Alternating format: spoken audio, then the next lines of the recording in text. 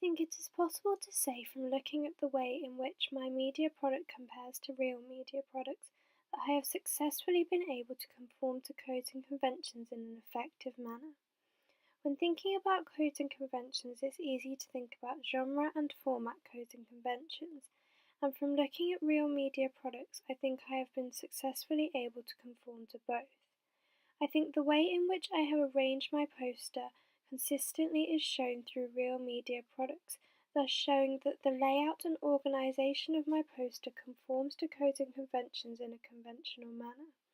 The way in which I have arranged my poster so that the information sits of a similar place to real media products means that my product will be identifiable by consumers, thus increasing the success of my marketing campaign. The way in which I have also placed the information so that it is conventionally laid out means that my audiences will be drawn to my image, which is really important within a poster. The way in which I have edited the image so that it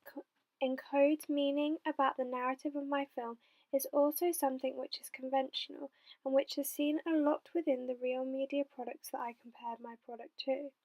It is conventional to edit the image so that it encodes meaning about the narrative of the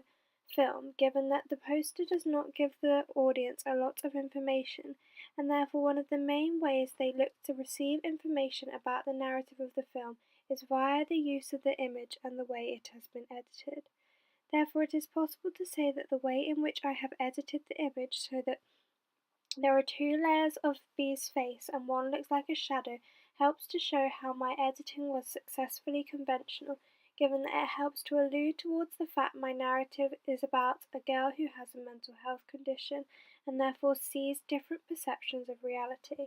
As you can see from other real media products, they have also edited the image on their front covers on posters too, in order to encode meaning about the film and therefore help consumers understand what the film is about.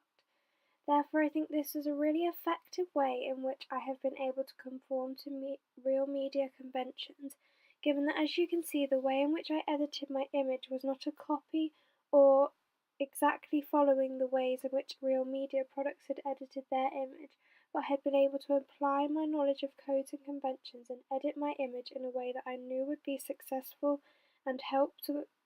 encode meaning about the narrative of my film. I wanted to look at a range of real media products, given that this would allow me to understand that I was following codes and conventions of different media products, and that it was not just a coincidence that the featured I used had conformed to the one front poster that I had looked at. Therefore, I tried to look at a range of real media products and analyse how effectively my media product was conforming to codes and conventions based on the different things that these real media products were showing. It is possible to say that the way in which I was able to identify lots of similarities between my media products and all of the media products that I looked at show how I was able to conform to codes and conventions.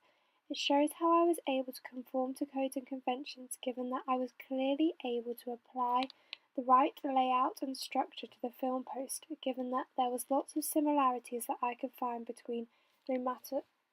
any real media product that I looked at.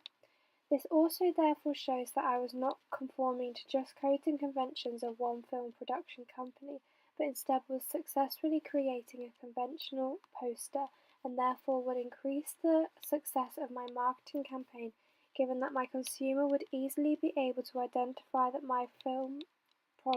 product was a poster and that it was promoting a thriller film. The way in which I edited the image also alluded towards the fact that my film was a thriller genre. As you can see from other film posters too, like this one called Erase, they have added a blue filter layer onto the front cover in order to help create an eerie and tense atmosphere, thus supporting the fact that the film is promoting a thriller film. Therefore, the way in which I have also been able to use colour schemes such as the red and blue to encode the fact that my film was creating an eerie and tense atmosphere and thus was under the thriller genre shows how I was able to conform to codes and conventions via informing the audience of the genre of my film based upon the editing techniques and colours that I had used within the image. You can also see from this Real Media product that they've used red as a bold colour within their poster. This therefore works well given that I have also used red within my poster, thus showing how I was able to conform to conventions of the thriller genre. Red is often used within the thriller genre given that it is a bold colour and helps to ensure that information stands out and therefore draws the attention of the consumer. Therefore, it also creates a tense and eerie atmosphere given that it symbolises death, blood, and other dangerous connotations. Therefore, the way in which I have successfully been able to use red and have been able to identify that red is often used within other Real Media products shows and demonstrates how I was able to successfully conform to codes and conventions within my poster. I think it is possible to say that overall my poster is really successful in terms of conforming to codes and conventions. I would say this given that it is really easy to identify lots of similarities between lots of different media products, and I tested this out throughout this presentation that I've been displaying. The way in which I was able to identify similarities in not just one product but lots of different products shows how I was really conforming to different codes and conventions of the film poster and also the thriller genre. This therefore proves how I think my use of codes and conventions within the thriller genre was really effective.